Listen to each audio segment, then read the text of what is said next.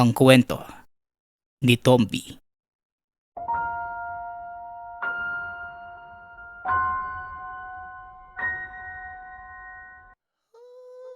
Ang kwentong ito ay mula sa isa nating tagapakinig. Naitago na lang natin sa pangalang Tatay Maloy. Walang eksaktong taon. Probinsya ng Capiz. Nang mga panahong yon, araw ng linggo, muling naging matao sa kubo na nasa tapat ng tahanan ni Tatay Maloy. Matagal nang inabandona ang kubong yon.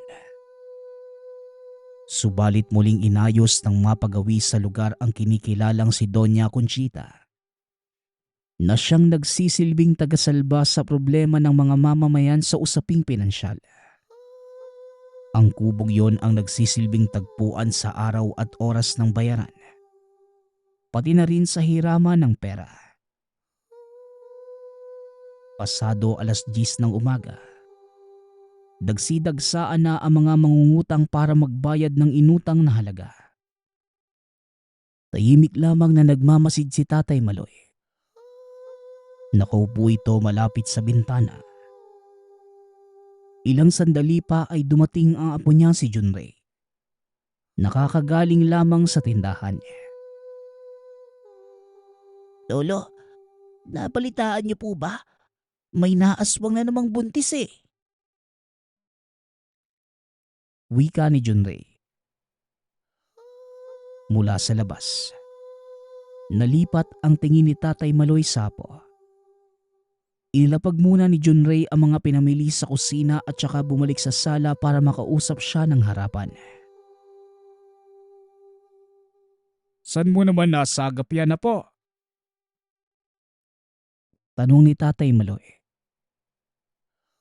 Kay Aling Rosa po, naroon po siya sa tindahan ni Aling Linda kanina eh. Nagpang-abot ang mga chismosa at napag-usapan yan. Sa kabilang sityo raw po nangyari ang aswangan eh. Anak daw po ng kumpare niyong si Mang Pablo ang biktima. Tugon ni Junrey. Huwag mo sabihin ang inaanak kong si Tessie ang nabiktima. Tanong ni Tatay Maloy. Lolo, yan po ang hindi ko alam. Wala kasing nabanggit kung alin sa anak na babae ni Mang Pablo ang naaswang eh. Tugon ni Junrey. Napabuntong hininga na lamang si Tatay Maloy sa nabalitaan. Nababahala na rin siya para sa kapwa. Dahil noong nakaraang buwan, nauuso ang aswangan at ang biktima ay puro buntis. Sa napag-alaman niya, 6 na buntis na ang namatayan ng sanggol na hindi pa naipapanganak sa mundo. Lo, yan bang si Doña Conchita? Wala ka bang napapansing kakaiba sa kanya? Biglang tanong ni Junrey. Kaya napukaw ang atensyon ni Tatay Maloy sa tanong ng apo. Bigla siyang napatitig sa kubo at napatingin kay Doña Conchita. Naabala sa pagbibilang ng pera para ipautang sa mga tao. 2 buwan na nang mapadpad sa kanilang lugar ang nasabing Donya. Bigla na lamang itong sumulpot at nalaman na lang niyang marami sa mga kapitbahay ang nakautang na rito. Wala namang reklamo sa kanya ang mga tao. Dahil mabait makitungo ang may edad na babae. Mababa lang din ang interes. At kapag gipit na talaga sa araw ng bayarin, tumatanggap siya ng kahit na anong kapalit bilang pambayad katulad ng kamote, saging, manok, kambing, mangga at iba pang maaaring mapakinabangan. Sa mga nasabing prutas o bungang ugat, 2 hanggang 4 na kilo ang kanyang tinatanggap. Ngunit kung walang-wala talaga, hindi na niya ito pinipilit. Pero sa kabila nun, napapaisip pa rin si Tatay Maloy Talaga bang likas na mabait si Doña Conchita? O may binabalak lang ito sa mga tao sa lugar? Nililin lang lamang sila sa pamamagitan ng pera. Muling napabuntong hininga si Tatay Maloy sa naisip. Natigilan lamang ito matapos marinig si John Ray sa kusina. Malakas ang pagkakatadtad nito ng kung anong bagay. Kaya nilapitan niya ito at ganoon na lamang ang pagmamadali para kuhanin ang ginagamit ng apo panghiwa ng karne. Diyos mio, John Ray. Bakit itong balaraw ang ginagamit mong panghiwa? Hindi ito nabibilang sa kusina. Ginamit mo pa talagang panghiwa. Wika ni Tatay Maloy.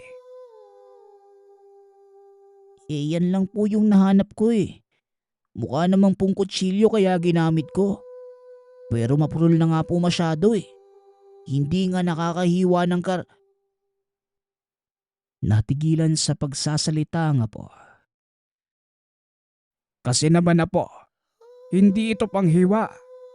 Gamit ito sa Basta, wag mo na itong gagalawin ulit. Tugon ni Tatay Maloy. Lumabas ito sa kusina, dala ang balaraw na binawi mula sa apo. Nagtataka naman si John Ray sa kinilos ng lolo. Nagawa nitong magalit dahil lamang sa isang patalim. Humanap na lang siya ng ibang panghiwa at binuhos ang pansin sa pagluluto ng tanghalian.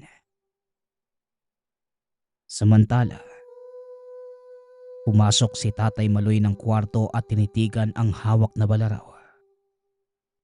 Ilang taon na rin ang nakalipas magmula noong huli niya itong nagamit. Sariwang-sariwa pa sa alaala ang lahat ng mga pangyayari. Maging ang bawat sandaling bumabaon sa katawan ng kalaban ang nasabing patalim. At kung paano tumalsik ang dugo ng kalaban sa pagbunot nito.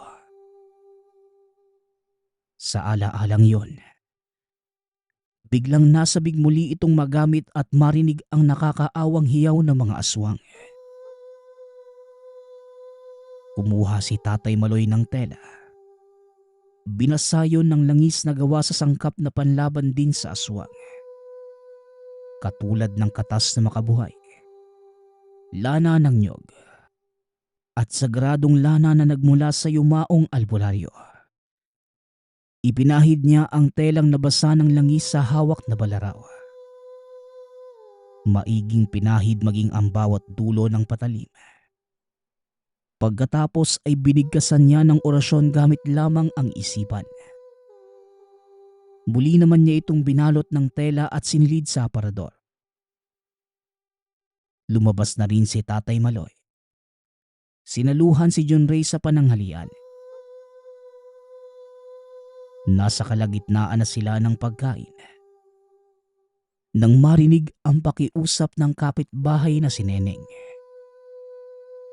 Ang babaeng maagang nabuntis hindi dahil pabaya, kung hindi ay dahil sa walang hiyang tulisan na gumahasa sa kanya. Kahit 500 piso lamang po, Doña Conchita. Gagamitin ko lamang pong panggasos sa nalalapit kong panganganak. Wika ni Neneng kay Doña Conchita. Napalhod pa ito sa harapan ng babae. Labis itong nagmamakaawa para lamang makautang. Ngunit may patakaran si Doña Conchita kung sino ang makakautang ng salapi sa kanya. Iha, pasensya ka na't pauutangin sana kita. Kaso wala ka namang trabaho at walang ari-arian na pwedeng gawing pambayad kung sakali. Wika ni Doña Conchita. Nakikiusap po ako para po sana sa anak ko. Tugon ni Neneng. Umiiyak na ito at patuloy sa pagmamakaawa. Matapos siyang pagsamantalahan ng tulisan, pinalayas at tinalikuran na rin siya ng mga magulang at hindi kailanman nilingon ni kahit minsan. Naantig ang damdamin ni Tatay Maloy. Lalapitan niya sana ang babae pero naunahan ng Donya. O siya, kahit wag mo na itong bayaran. Basta siguraduhin mo mapalaki ng maayos ang bata. Wika ni Donya Conchita. Mukhang malaki ang laman dahil may kakapalan yon. Tinulungan pa siya nitong tumayo at sinamantala ang pagkakataong mahimas ang baumbok niyang tiyan. Napakunot tuloy ang noo ni Tatay Maloy nang mapansin ang paraan ng paghawak ng Donya sa buntis. Pati na ang ekspresyon ng mukha at paraan ng pagngiti na tila ba may kung anong iniisip. Mabait talaga si Doña Conchita, tay, no? Nakatulong na naman siya sa kapwa niya eh. Wika ni Junrey. Babait ba ka mo? Yan ang hindi ko sigurado. Tugon ni Tatay Maloy. Mas lalong lumakas ang kanyang loob na hindi kabutihan ang ipinapakita ng Donya. Kaagad namang tumalikod si Tatay Maloy nang mahuli siyang nakatitig. Nasundan na lamang din niya ito ng tingin habang sa nakales. Doña Conchita, siguraduhin mo lang nakabutihan ng iyong pinapakita at wala kang masamang hangarin sa mga tao sa lugar na ito. Dahil kapag nagkataon, ako na mismo ang maghuhukay ng libingan mo. Wika ni Tatay Maloy sa sarili. Pagsapit ng hapon, pasado 5:00 ay pumunta si Tatay Maloy sa kabilang sitio upang bisitahin ang kumpare na si Mang Pablo. Pagkarating sa tahanan, nadatnan niya ang pagdadalamhati ng inaanak na babae dahil nakunan sa pagbubuntis. Ang sabi nito, hindi siya basta-basta nakunan dahil inaswang ito. Kagabi, kung hindi lang ako umalis ng bahay, napigilan ko sana ang aswang na yon. Pasalamat na lang siya dahil wala ako. Nasasabik pa naman akong mamugot ng ulo. Wika ni Mang Pablo. Ito ay kasakasama ni Tatay Maloy sa pagtugis ng mga aswang. Meron din itong balaraw katulad niya. Magkakambal ang hawak nilang patalim at mas lalong bumibisa ang kakayahan nito sa tuwing magkasama bilang pares. Kaya noon, walang aswang na umuubra, lahat ay patos at walang nakakahinga. Malakas ang kutob kong nasa tabi-tabi lang ang may pakana ng lahat ng nangyayari. Ano, Pablo? Dating gawi. Tanong ni Tatay Maloy. Napangiti naman si Mang Pablo. Kaagad niyang nilahad ang kamay para makipagkamayan. At ng mga sandaling yon, muling nabuo ang kanilang dating nakasanayan. Kaagad nilang pinuntahan ang bahay ni Neneng. Isa itong kubo na nakatirik sa pinakagitna ng malawak na taniman ng talong. Walang kailaw-ilaw ang tahanan, pero may buwan naman nagbibigay ng liwanag. Pagkarating pa lamang sa taniman, naramdaman na kagad ng dalawa ang banta ng aswang sa paligid. Kaya naman naging alerto at tinalasan ng paningin, pandinig, pandama at maging ang patalim. Hindi nagtagal, nakita din nila ang hinahanap. Sa likod ng kubo, dahan-dahang pumupuslit papasok ang isang aswang. Kaagad na kumilos si Mang Pablo at Tatay Maloy. Patakbo nilang nilapitan ang kubo at kagad kumatok. Subalit hindi sila napagbuksan kagad ni Neneng dahil nakahiga na ito sa higaan at himbing na himbing sa pagtulog. Wala man silang karapatang basta na lamang pumasok. Napilitan sila para sa kaligtasan ni Neneng. Pagkapasok sa loob, nasa ilalim na ng papag ang aswang at akmasa nang ilalapat ang mahabang dila sa pusod ng buntis. Si Mang Pablo ang unang umatake sa aswang. Samantalang ginising naman ni Tatay Maloy si Neneng at siniguradong hindi malalapitan ng anumang panganib. Kinaladkad ni Mang Pablo ang aswang sa labas upang maayos na malabanan. Pinaulanan niya ito ng suntok at sipa. Sinubukan niyang saksakin gamit ang balaraw. Subalit nasalo ang mga kamay at napigilan. Makikita naman sa mga mata ng aswang ang takot matapos makita ang patalim na nakatutok sa kanya. Kaagad itong nagwala at gumawa ng paraan para makaalis sa lugar. Kinagat nito si Mang Pablo kaya nakatakas. Susundan pa sana ni Tatay Maloy ngunit mabilis na wala. Naglaho na lamang ang aswang na parang bula. Pare, ayos ka lang ba? Tanong ni Tatay Maloy. Ayos lang. Buiset, hindi natin nahuli. Kaunti na lang sana at mapapatay ko na yon. Tugon ni Mang Pablo. Hayaan mo na. Hahanapin natin yun pero sa ngayon, kailangan na muna nating umuwi ng magamot yung sugat mo. Muling wika ni Tatay Maloy. Nagmamadali silang bumalik sa tahanan at hindi nila iniwanan si Neneng. Pinatuloy ni Tatay Maloy ang buntis sa kanila. Para kahit papano ay mabantayan kagad kung sakali mang balikan ng aswang. Siya na rin mismo ang gumamot sa sugat ng kumpare. Nakagat ito sa kamay.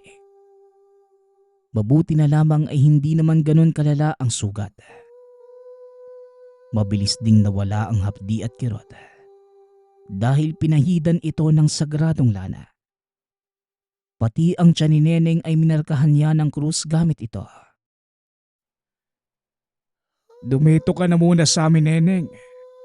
Masyadong delikado ang lagay mo. Dahil hindi imposibleng balik-balikan ka ng aswang na yon. Hanggang sa makuha niya ang sanggol dyan sa sinapupunan mo. Bungkahi ni Tatay Maloy. Natakot naman si Neneng sa mga narinig. Napakapit pa ito ng husto sa tiyan sa sobrang pag-aalala. Siniguro naman ni Tatay Maloy na magiging ligtas siya. Kaya doon lamang nakahinga kahit papano si Neneng. Si Junray na rin ang umaasikaso sa kanya. Habang nagpapahinga sa loob si Neneng kasama ang bantay na si Junray. Nag-uusap naman sa labas si Mang Pablo at Tatay Maloy. Yung aswang kanina, kung hindi ako nagkakamali, siya rin yung kamuntikan naming mahuli sa kabilang bayan noong nakaraang buwan. Parehong-pareho ang pamamaraan ng pagbibiktima. Pumapasok sa loob ng bahay at pumipwesto sa ilalim ng hinihigaan ng buntis. Maging ang laki, tangkad at muwangis nito. Wika ni Mang Pablo.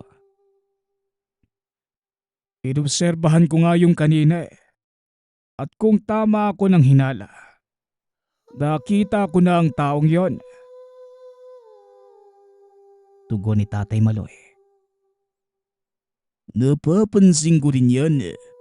At hindi na ako makapaghintay na sumapit muli ang linggo upang makaharap natin siya. Muling wika ni Mang Pablo. Lihim na napangiti si Tatay Maloy. Dahil nakuha kagad ni Mang Pablo ang ibig niyang sabihin. Ilang sandali pa silang tumambay sa labas. At dahil lumalalim na ang gabi, napagpasyahan na ng dalawa na matulog. Subalit kakapasok pa lamang nila ng tahanan ay muli silang napasilip sa labas dahil sa banta ng aswang. Mula sa unahan, sa bubong ng kapitbahay ay nasulyapan ang nasabing nilalang. Palihim silang lumapit sa kapitbahay. Pinagmasdan muna ang galaw ng aswang at hinayaang makapwesto. Subalit ng akma sana itong papasok ng tahanan. Napatingin sa kanila at hindi na nagdalawang isip na umatras matapos mahagip ng tingin ng hawak nilang balaraw. Walang pag-aatubiling tumalikod ang aswang at natatarantang tumakbo palayo.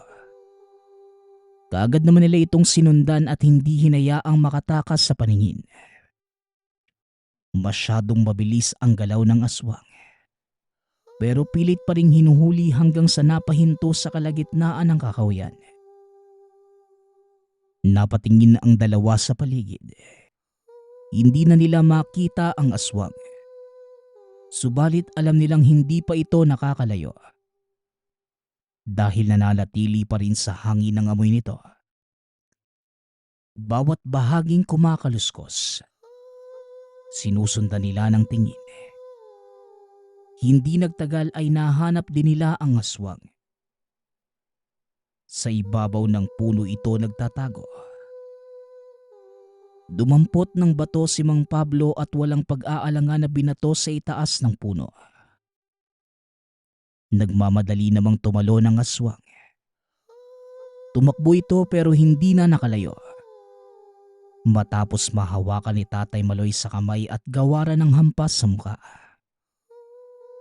Pero masyadong maliksi at nakailag. Naiwasan ang sanay pagbaon ng balaraw sa balat. Napaatras naman si Tatay Maloy matapos makatanggap ng kalmot sa kabilang braso. Daplis lang naman pero lapis ang pagdurugo. Hanggang sa nakatakbo ang aswang. Sinubukan pa itong habulin ni Mang Pablo. Ngunit tuluyan na itong nawala. Pareho na lamang silang napabuntong hininga sa pagkabigo. 2 beses na tayong natatakasan eh. Pero mauhuli din natin yun. Wika ni Mang Pablo. Napailing na lamang si Tatay Maloy habang ginagamot ang natamong sugat sa braso. Hanggang sa nakauwi na sila ng tahanan. Parehong panay ang buntong hininga dahil natakasan muli sila ng aswang. Kinabukasan, hindi na sila nagtakas sa balitang kumalat. 2 buntis na naman ang nawalan ng sanggol sa sinapupunan. Isa sa kanilang sityo at isa mismo sa lugar ni Tatay Maloy. Napakuyom na lamang ito ng kamao. Habang si Mang Pablo naman ay kaunti na lamang ay sasabog na sa galit. Pabuti na lamang at napuntahan natin kagad si Neneng. Dahil kung hindi, baka pati siya ay nawalan din. Wika ni Tatay Maloy. Lintik talagang aswang yan. Ang bilis makapambiktima. Kung nahuli lang sana natin kagabi, wala na sana tayong magiging problema. Tugon ni Mang Pablo. Huwag kang mag-alala pare. May oras din sa atin ang aswang na yan. Muling wika ni Tatay Maloy. At pagsapit ng gabi, muli nilang nakaharap ang aswang. Muli na namang nagbantay sa paligid si Mang Pablo at Tatay Maloy. Pinuntahan nila ang anak ni Mang Tenorio sa kabilang sityo. Malapit lamang ito sa ilog.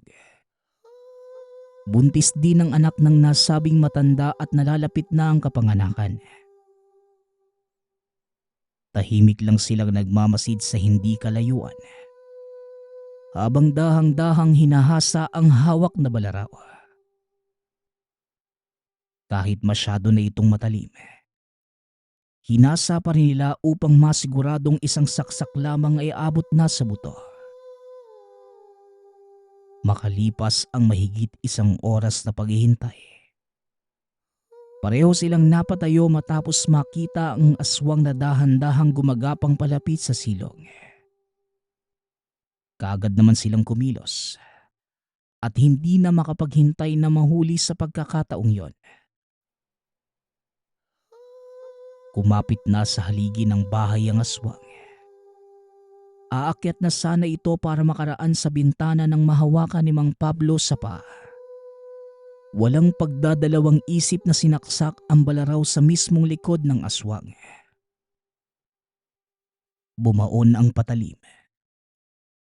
Pero kapalit noon ay kanyang pagtilapon matapos masipa. Napasubsob sa damuhan si Mang Pablo. Ginising naman ni Tatay Maloy si Mang Tenorio at binigay ang garapa ng sagradong langis upang malagyan ng markang krus ang tiyan ng anak ng buntis. Nang sa gayon ay hindi na mapahamak ang nasa sinapupunan. Pagkatapos, binalikan ni Tatay Maloy si Mang Pablo at sabay nilang hinarap ang aswang. Kahit pa ika-ika ko maglakad, dahil nasaksak ito ng balaraw sa likuran, hindi pa rin umatras ang aswang. Bagay na ikinatuwa ni Tatay Maloy dahil sa wakas, wala nang takbuhan at takasang magaganap. Mabuti naman at natuto ka ng humarap sa amin. Hindi yung puro katakbo. Wika ni Tatay Maloy. Ilang talampakan ang lalim ba ng hukay ang gusto mo? Ang sarap mong ilibing ng buhay. Dagdag ni Mang Pablo. Sinenyasan ni Tatay Maloy na kumalma muna si Mang Pablo. Gigil na ito at hindi na makapaghintay na mapatay ang kaharap na aswang. Pero hindi nagtagal. Ang nilalang na mismo ang nagkusang maunang sumugod. Hindi naman nila inatrasan. Naging mabilis ang kilos ng aswang. Naging kung saan-saang direksyon ng kalmot at pag-atake nito. Basta-basta na lamang itong bumabato ng sugod. Naging maingat sina Tatay Maloy dahil masyadong matalsik ang laway nito at kapag nakapasok sa kanilang bibig, hindi nalalayong maging dahilan para maging kauri sila ng aswang. Nagpatuloy ang pagtutuos nilang tatlo sa mga sumunod na sandali.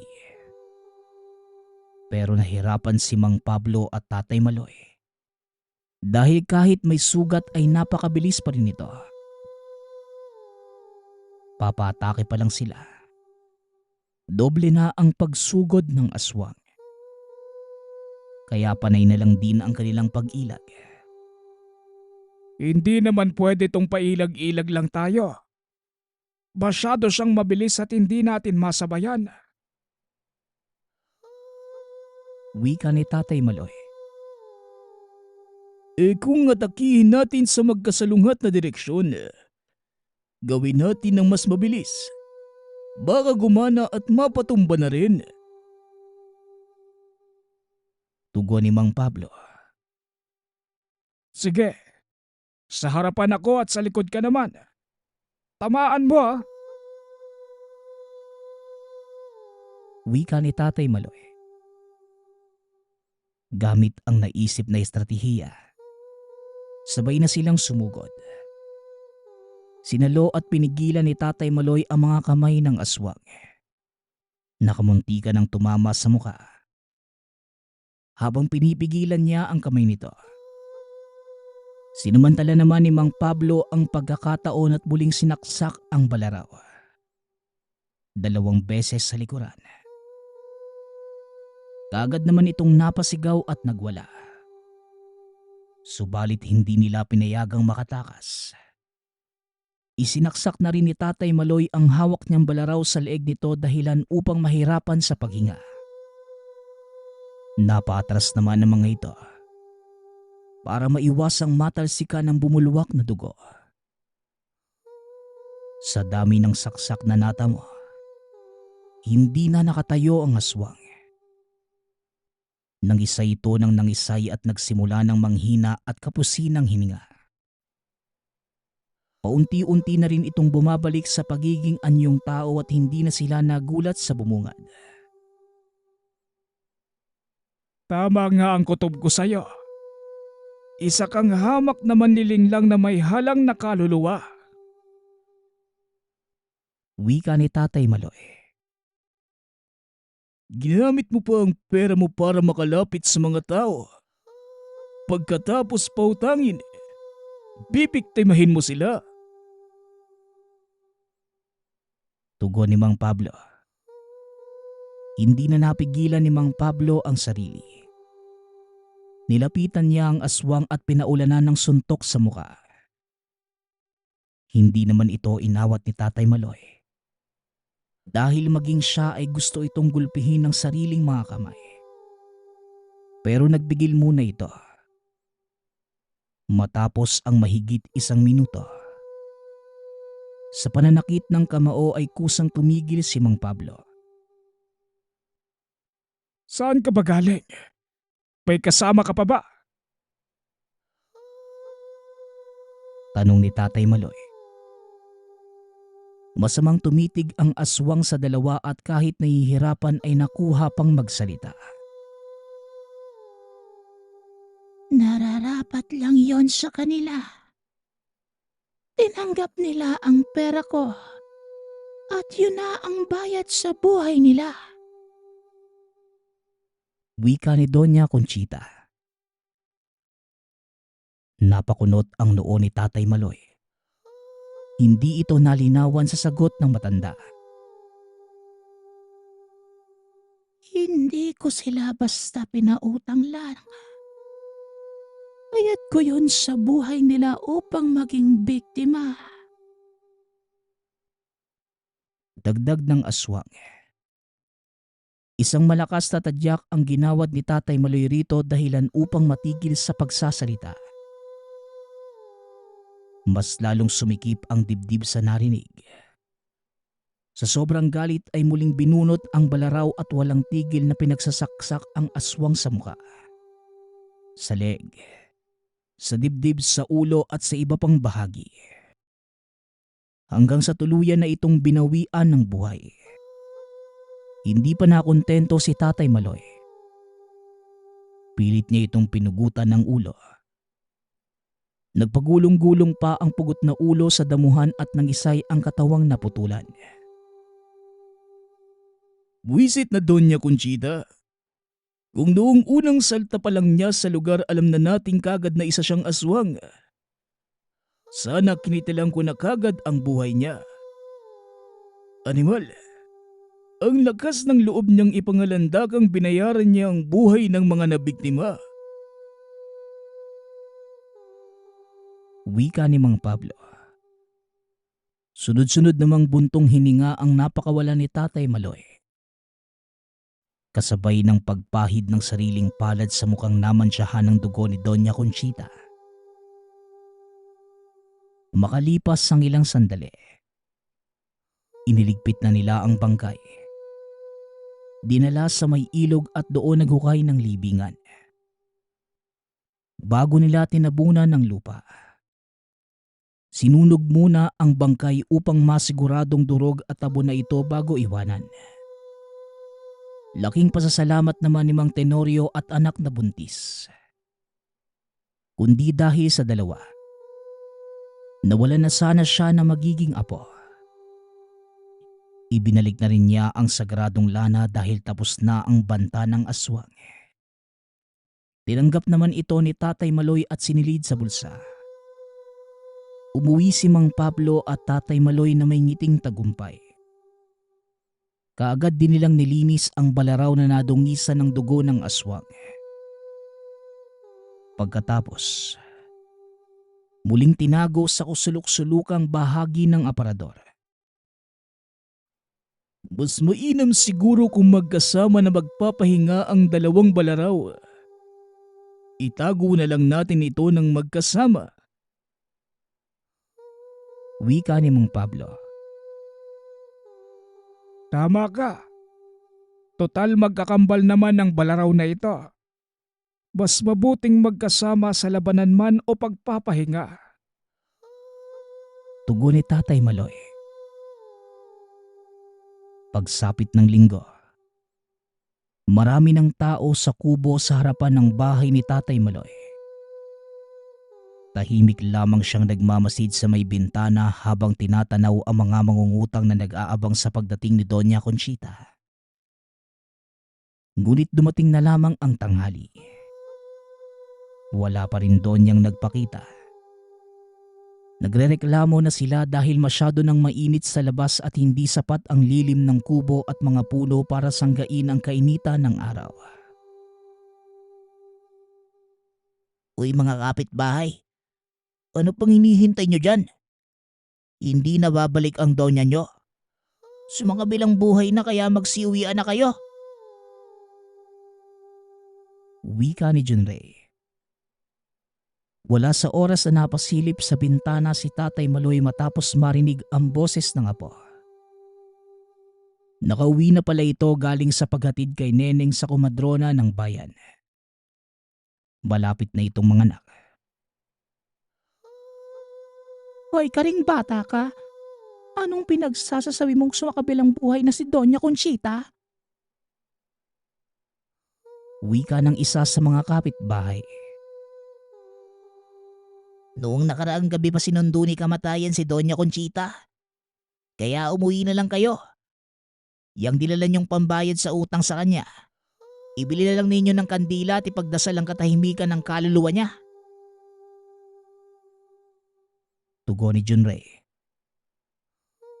Natawa na lamang si Tatay Maloy sa kalokohan ng apo.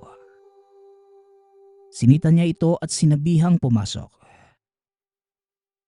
Kaagad namang sumunod ng apo. Ilang sandali pa kanya-kanya na ring pag-uwi ang mga kapitbahay. At sa paglipas pa ng mga araw, wala nang nababalitang inaaswang na buntis hanggang sa tuluyan ng namatay ang usapin. Naging payapa na ang lugar at wala nang gumagambalang masamang nilalang katulad ng aswang.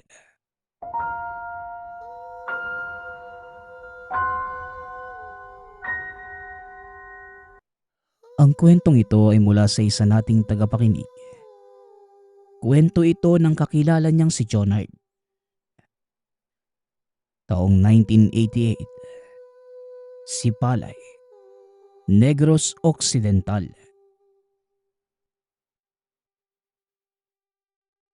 Pangkaraniwang bata kung titignan itong si Jonard. Magsasaka ang mga magulang. May maliit silang lupaing sinasaka na pagmamay-ari ng mga magulang ng nanay. Ang pangunahing pananim nila sa lupaing yon ay palay.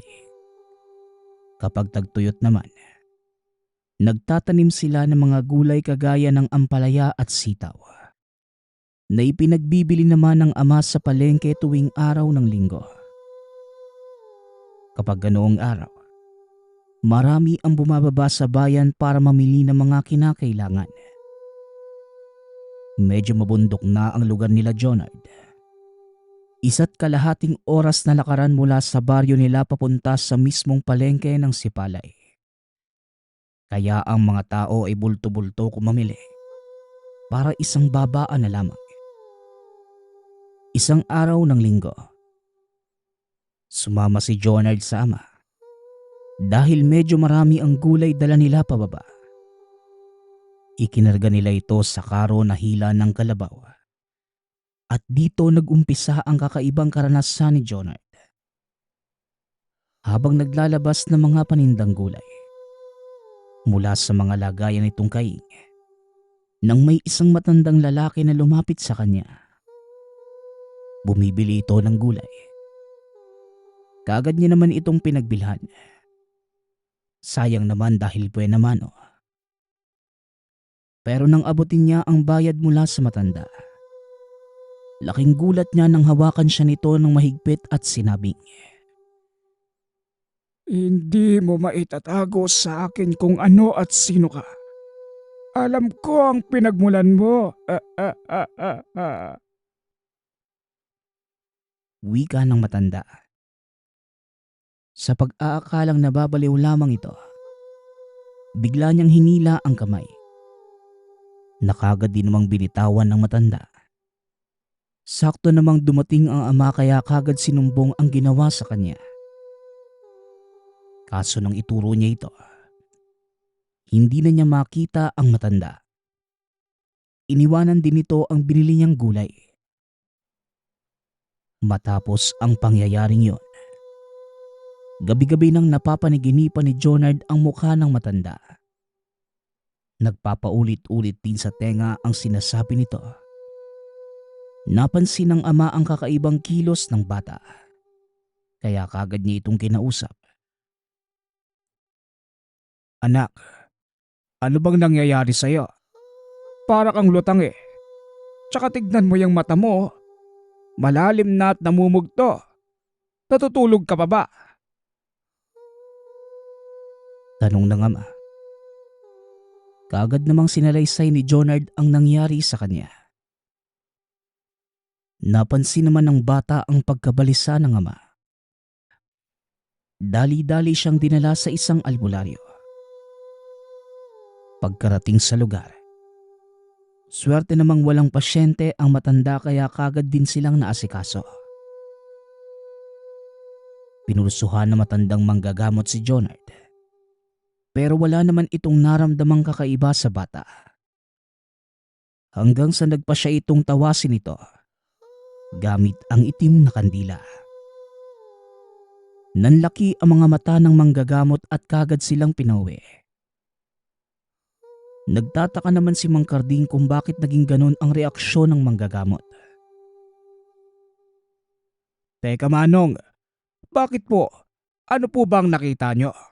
Pwede ko po bang malaman Manong Tasyo? Tanong ng ama. Kaagad namang hinila ng matanda sa isang sulok si Mang Karding. Kinausap ito kaya naiwan si Jonard na nakaupo sa sala ng matanda. Sabihin mo sa akin ang totoo, Karding. Huwag kang magsisinungaling. Sino ang totoong mga magulang ng anak mo? Nagulat si Mang Karding sa tanong ng manggagamot. Hindi na ito nakapagdahilan pa. Kaagad naman niyang sinabi sa matanda ang katotohanan.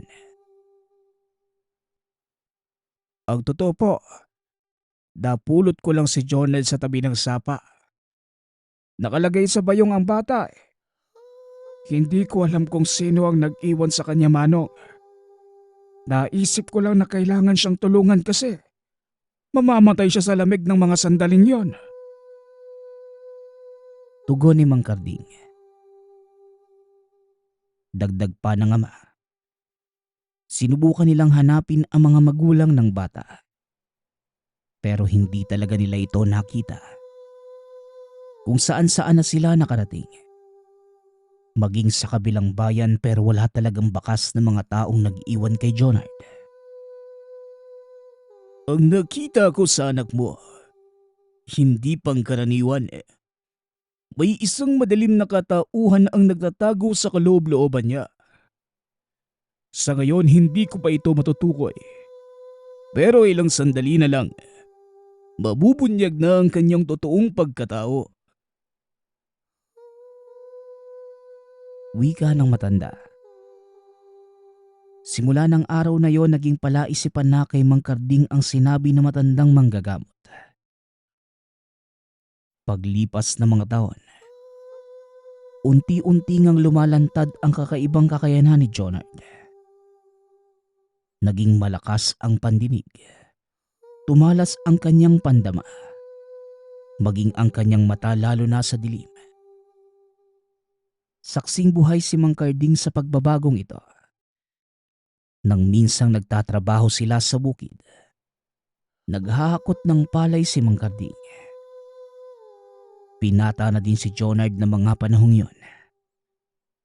Mano-mano nilang dinadala ang palay sa kanilang tahanan. At habang nasa daan, hinarang sila ng dalawang lalaking lasing. Aksidenteng nabangga ni Mang Karding ang isa sa mga ito. At dahil doon, bigla siyang tinulak ng lalaki.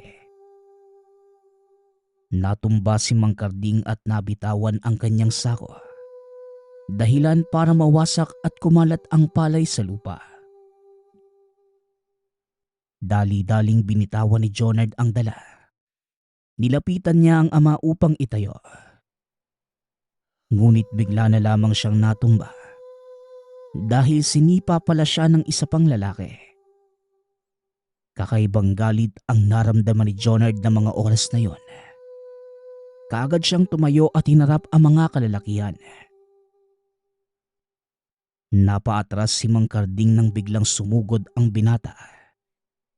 Itinulak niya ang isa sa mga kalalakihan. Sinakal naman ng isa gamit ang kanyang kaliwang kamay. Kitang-kita ni Mang Karding ang unti-unting pag-angat ng paa ng lalaki sa lupa. Mas lalo pa siyang nangilabot nang magsalita ang binata. Dahil iba ang boses nito. Napakababa ng tono na medyo garalgal. Na parang dalawang tao ang magkasabay na nagsasalita. Walang kasalanan sa inyo si tatay. Wika ni Jonard. Sabay balibag ng lalaki sa gilid ng daanan. Napaliyad ang lalaking yon dahil sa sobrang sakit. Akmang tatakbo na sana ang dalawa nang maabutan muli sila ni Jonard. Hawak niya sa dalawang kamay ang mga lalaki. Sabay niya itong pinag-umpog. Nawalan ng malay ang dalawang lalaki at kaagad na silang umalis sa lugar. Hindi malaman ni Mang Karding kung ano ang mararamdaman niya ng mga oras na yon. Magkahalong mangha at kilabot ang nakikita sa anak. Walang kibong naglalakad ang dalawa. At nang makarating sa tahanan kaagad pumasok si Mang Karding sa kanilang silid. Samantalang si Jonard naman, tumuloy sa kusina upang kumain. Nang lumabas si Mang Karding ay may dala itong isang lumang lampin. Naupo ito sa tabi ng binata. Kaagad niyang kinausap. Anak, may pagtatapat sana kami ng nanay mo sa'yo. Huwag ka sanang mga galit sa amin. Nakikita mo ba ang lamping ito? Wika ni Mang Karding habang pinapakita kay Jonard ang hawak. Opo tatay, ano po ba ang tungkol sa lampin na yan? Nagtatakang tanong ng binata habang umiinom ng tubig.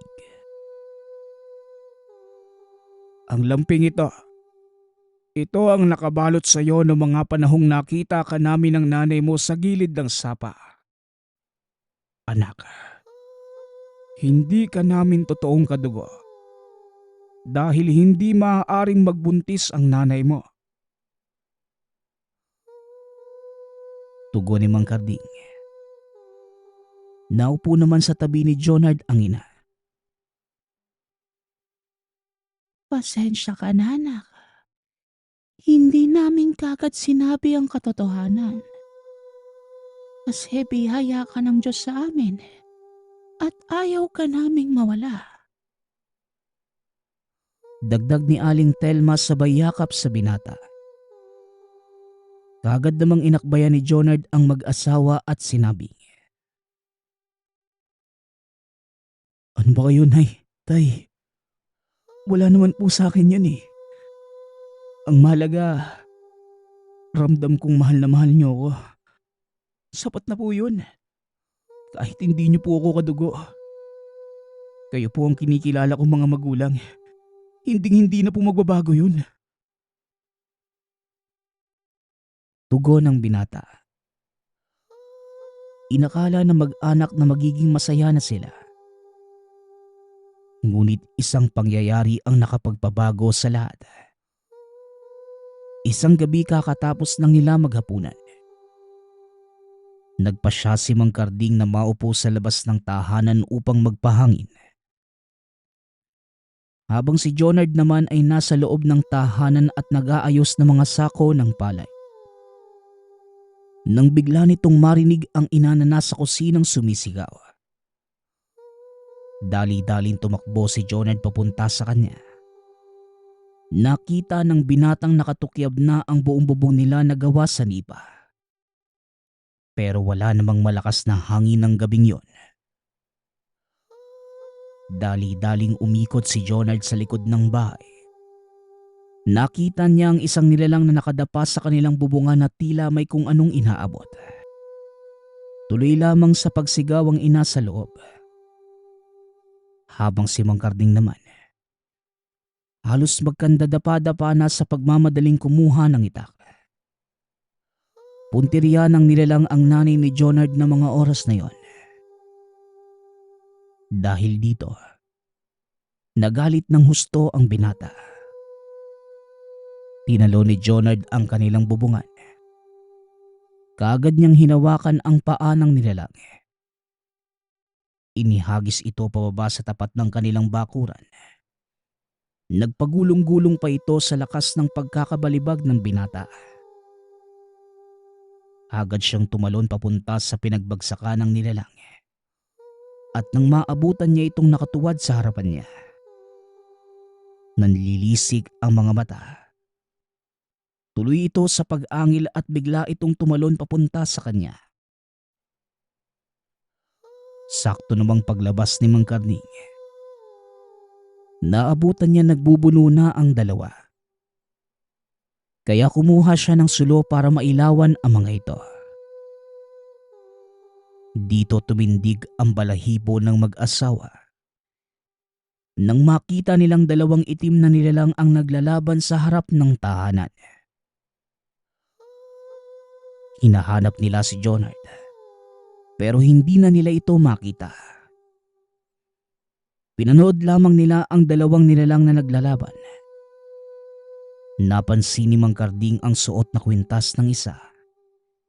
Isang kwintas na gawa sa kamagong. Nakilala niya kagad ito dahil siya mismo ang gumawa. Ibinigay niya ito kay Jonard. Unti-unti nang napagtanto ni Mang Karding. Isa sa mga nilalang na naglalaban ay si Jonard. Nakita nilang nakakalamang na ito. Dahil paulit-ulit nitong hinahambalos ang isa pang nilalang sa lupa. Hanggang sa tuluyan na itong manghina. Inapakan ni Jonard ang katawan ng aswang at tinawakan ito sa leeg. Tumawa naman ng mahina ang nilalang at nagsalita. Isang biyaya mula sa iyong angka ng lakas mo. Sayang lang dahil maling panig ang pinaglalaban mo, bata. Wika ng aswang. May sasabihin pa sana ito. Ngunit hindi na ito pinatapos pa ni Jonard at kaagad niyang binunot ang lalamunan ng nilalang. Matapos niyang gawin yon, kinuha niya ang sulo mula sa ama at sinindihan ng katawan ng aswang. Nilapitan niya ang mga magulang.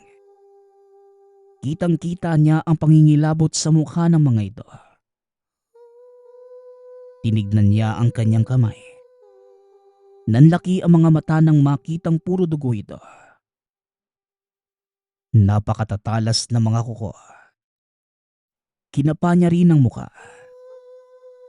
Naramdaman niya ang mga buhok. Dahil sa pagkataranta ay tumakbo siya papasok ng kagubatan. Nang makarating sa batis, dumungaw siya sa tubig at sa tulong ng liwanag ng buwan. Nakita niya ang anyo. Mapupulang mga mata at naglalabas ang mga pangil. Nagsisigaw ang binata hanggang sa mawala ng malay. Nagising na lamang ang binata nang yugyugin siya ng ama. Kaagad siyang bumangon at niyakap ito. Ramdam ni Mang Karding ang takot sa anak. Huwag kang matakot anak. Andito na ang tatay. Halika na't umuwi na tayo. Wika ni Mang Karding. Pagkarating sa tahanan ay kagad siyang sinalubong ng ina at kagad sinabing, Anak, kahit ano ka pa o ano pang pinagmulan mo, ikaw ang sanggol na pinalaki ko at inaruga. Alam naming may mabuti kang puso. Pinalaki ka ng tatay mo para maging mabuting tao. wika ng ina habang nakayakap sa kanya. Masaya si Jonard na mga panahong yun. Dahil buong akala niya ipagtatabuyan at kakatakutan na siya ng mga kinikilalang magulang. Para kay Jonard, maswerte siya dahil ang dalawang taong ito ang nakapulot sa kanya noong sanggol pa lamang. Paglipas pa ng maraming taon, tuluyan ng tumanda ang mga kinikilalang magulang. Naging masaya ang pamumuhay ni Jonard kasama ang mga ito. Inakala niya hanggang wakas ay ganito na ang magiging buhay nila. Pero isang malagim na kaganapan ang nangyari. Nang mga panahong yon, si Jonard na ang nag-aasikaso ng kanilang palayan. Dahil hindi na kaya magtrabaho ng mga magulang. Isang hapon habang nagtatrabaho sa bukid, napansin ni Jonard na may isang taong paparating. Humahangos ito at halos magkandadapa-dapa sa pilapil. Pagkalapit ng tao sa kanya ay kagad itong nagsalita. Jonard, ang bahay niyo nasusunog. Natatarantang wika ni Baldo. Kagad namang naalala ng binata ang mga magulang. Dali-dali siyang tumakbo pa uwi. Doon niya nakitang natutupok na ng apoy ang halos kabuuan ng bahay. Narinig niya ang sigaw ng dalawang matanda. Marami ang nagtutulong-tulong sa pag-apula ng apoy. Kaso nga lang, napakalayo ng pinagkukunan ng tubig. At dahil gawa sa kawayan at nipa ang tahanan, kaya mabilis pa din kumalat ang apoy. Dali-daling tumakbo si Jonard papasok ng tahanan para iligtas ang dalawang matanda. Kaso nga lang, hinawakan siya bigla ng isa sa mga kapitbahay. Naitulak naman niya ito. Kaso kagad din siyang napigilan ng iba pa. Napadapa sa lupa si Jonard. Tinitignan na unti-unting maupos ang kanilang tahanan. Kasama ng mga magulang na nasa loob. Sa kalagitnaan na nagngangalit na apoy, isang imahe ng tao ang nakita niya at nakatingin ito sa kanya. Habang nakangisi. Wala namang nagawa si Jonard kundi ang sumigaw. Magkahalong galit at awa ang nararamdaman niya ng mga panahong yon. Sa isip-isip ng binata, hahanapin niya ang taong nakita niya at hindi siya titigil hanggat hindi na ipaghihiganti ang mga magulang. Sinubukan niyang sabihin sa mga tao ang nakita. Pero pinagtawanan lamang siya ng mga ito.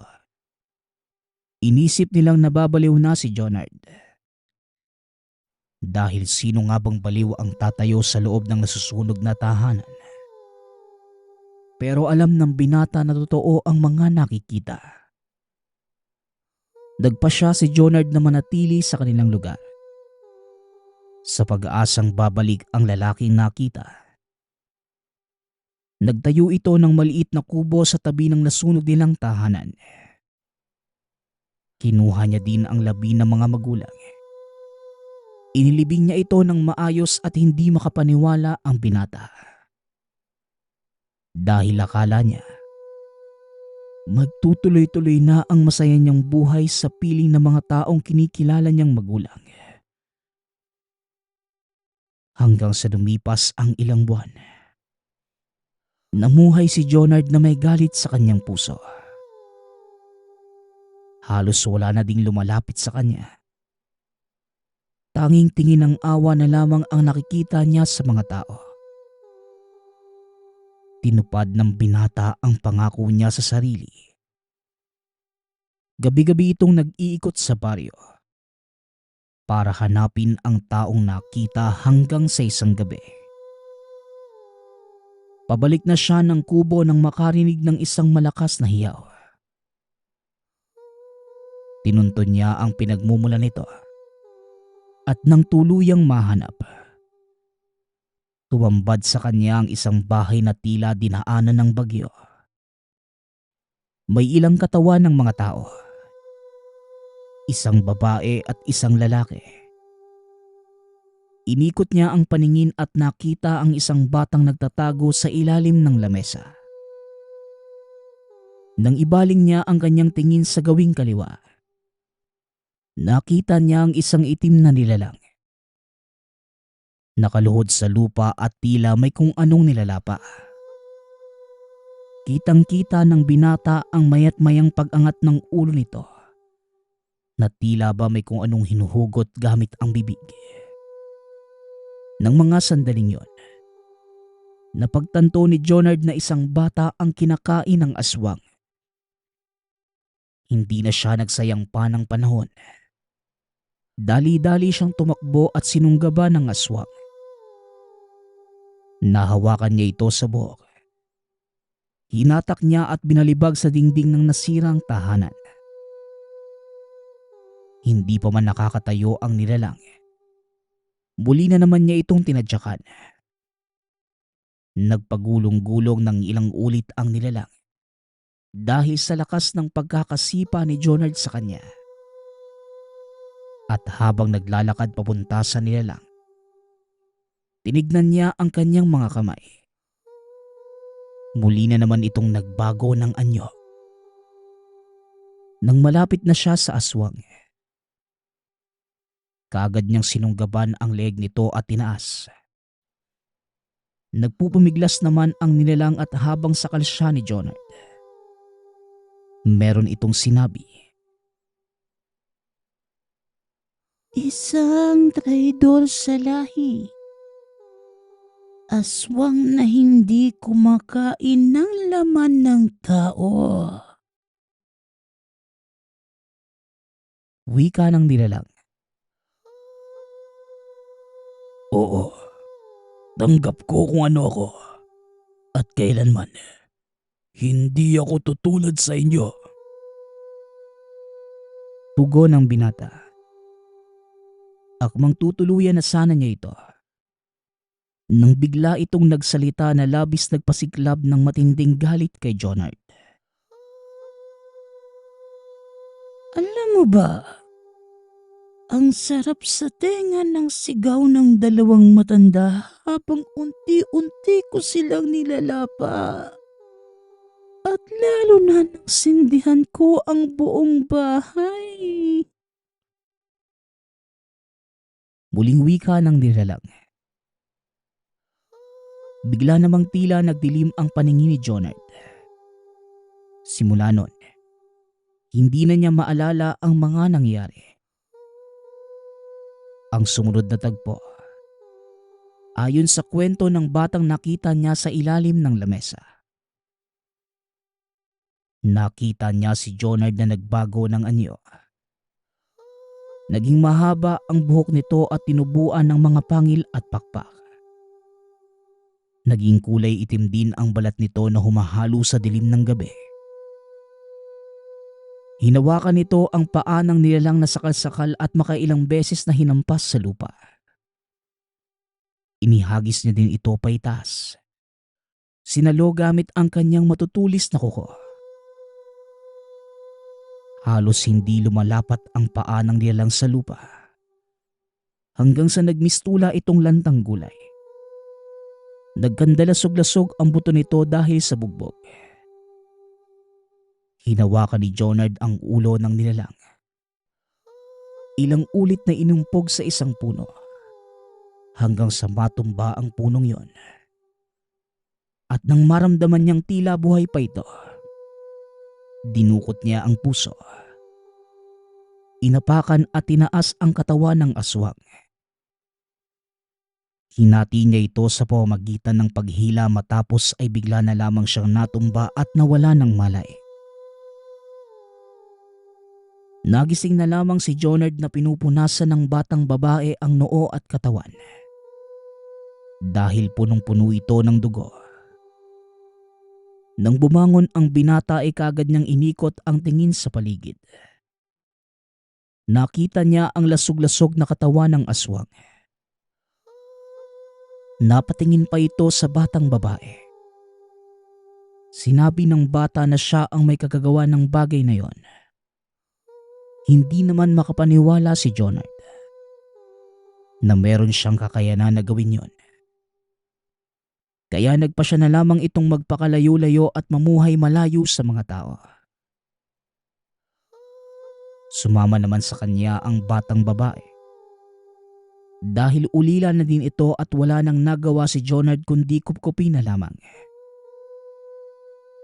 Pagkalipas ng maraming taon, bigla na lamang nawala si Jonard. At ang tanging naiwan na lamang ay kwentong sinasariwa ng ating tagapadala. Mga alaala nang minsang makasama niya ang isang taong may dugong aswang.